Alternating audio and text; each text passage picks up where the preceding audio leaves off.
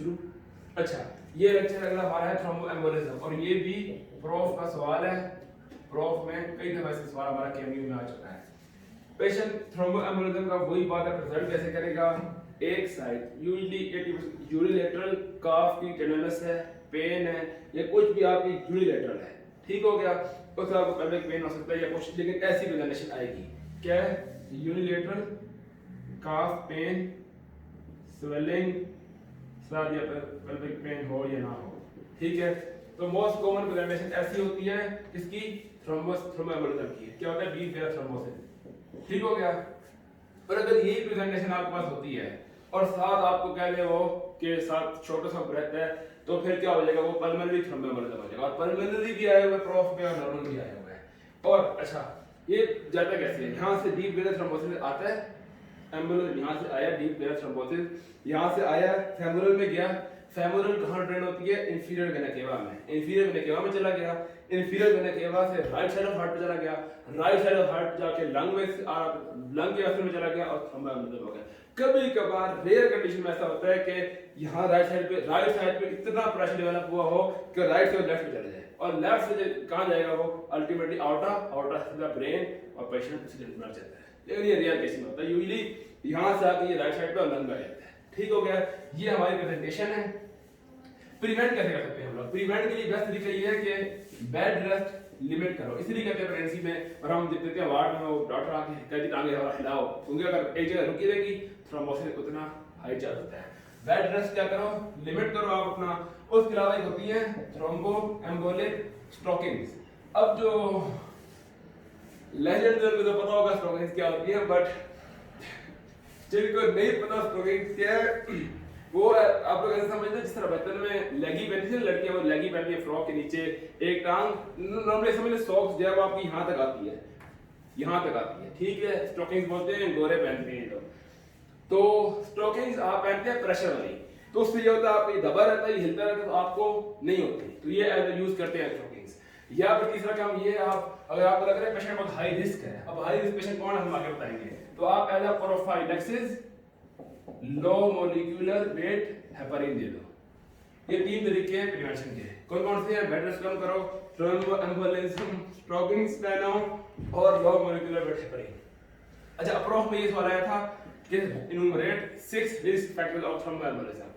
Risk factors क्या है? आप ऐसे याद रखें, मोटी औरत एक, बस ऐसे याद रखें। कैसे होगा? माँ की एज, अब औरत है तो माँ की एज कितनी होगी? मैटरनल एज 35 से ज्यादा हो, ठीक है। अब मोटी हो तो फिर के बीएमआई उसका 30 से ज्यादा हो। अब जब मोटी है तो फिर हाँ, तो क्या होगी? वो काम है तो गति नहीं होगी, इमोबिलिटी। और जब पहले साल की है, मोटी है तो और ज्यादा बच्चे बहुत ज्यादा ही होंगे उसके, मल्टीपल प्रेगनेंसी। 4 तो ये हो गया, क्या हो गया? बीएमआई मदर 35 से ज्यादा हो, बीएमआई 30 से ज्यादा हो, और इमोबाइल हो, मल्टीपल प्रेगनेंसीज हो। उसके अलावा दो और हो सकते हैं हमारे पास, स्मोकिंग करती हो या थ्रोम्बोफिलिया, ब्लीडिंग डिजीज वगैरह, ठीक हो गया। ये 6 रिसर्च हो गए इसके, ये भी प्रोफ सवाल पूछा हुआ है। अब आगे हमारे पास इन्वेस्टिगेशन। इन्वेस्टिगेशन हम हमेशा थ्रोम्बोसिस की किसे करते हैं? Duplex ultrasound. डुप्लेक्स अल्ट्रासाउंड ये क्या होता है? ये सिर्फ आपके वेसल की ब्लड फ्लो चेक करते हैं कितना जा रहा है। अगर यहाँ से कम जा रहा है मतलब कोई बीच में है जिसके नहीं जा रहा। डुप्लेक्स अल्ट्रासाउंड हमारा इनिशियल बेस्ट टेस्ट है, हम लोग करते हैं डुप्लेक्स। ये हम ऐसी तरतीब से करते हैं जो मैं बता रहा हूँ, एल्गोरिथम ऐसे है। डुप्लेक्स किया हमने।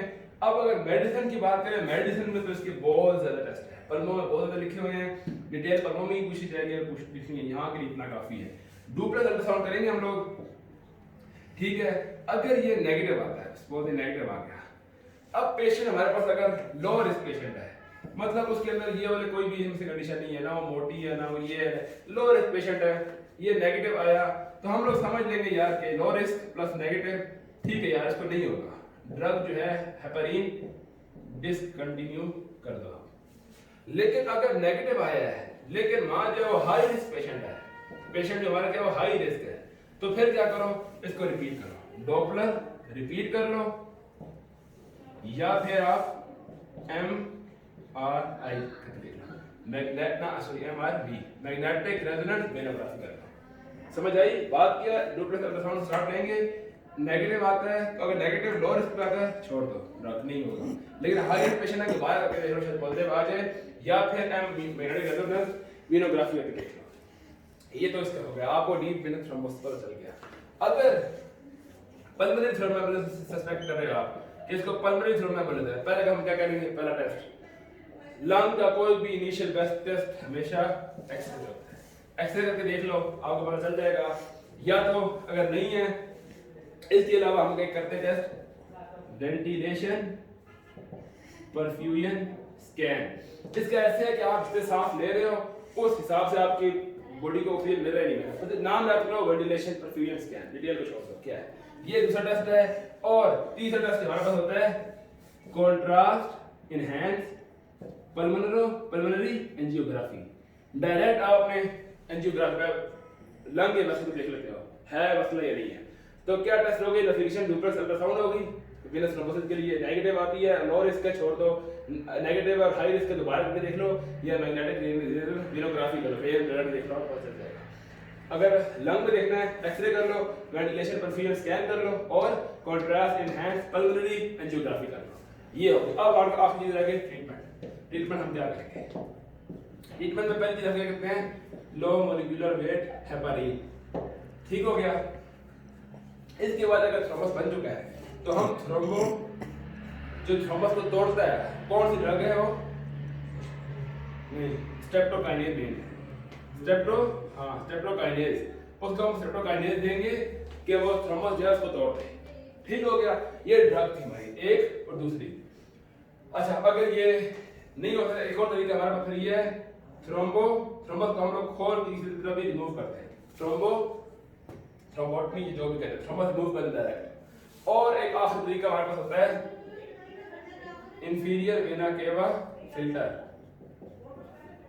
लेकिन ये इलाज करने के बाद है। आप ये ऐसे समझ लें कि ये यहाँ इंफीरियर वेना केवा, यहाँ हमने कोई फिल्टर लगा दिया कि नीचे से कोई थ्रोम्बस यहाँ से आता है तो आगे ना जाए, यहीं फंस जाए, इंफीरियर वेना केवा फिल्टर लगाते हैं हम लोग।